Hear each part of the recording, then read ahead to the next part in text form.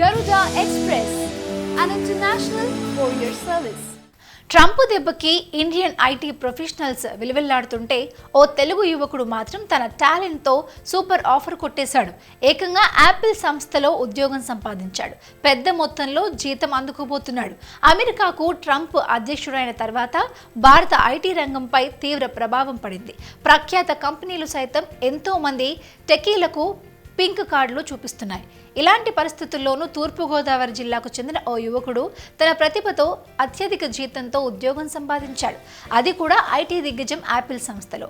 కాకినాడ సమీపంలో ఉన్న వెంకటకృష్ణ రాయపురం గ్రామానికి చెందిన దుర్గా లక్ష్మీనారాయణ స్వామి అలియాస్ దిలీప్ యాపిల్ సంస్థలో ఏడాదికి 2 కోట్ల జీతంతో ఉద్యోగం సంపాదించాడు.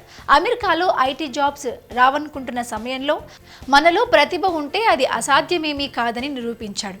చిన్ననాటి నుంచే చదువులో ముందున్న దిలీప్ భవిష్యత్తులో ఓ కంపెనీ సీఈఓగా పనిచేయటమే ధ్యేయంగా పెట్టుకున్నాడు.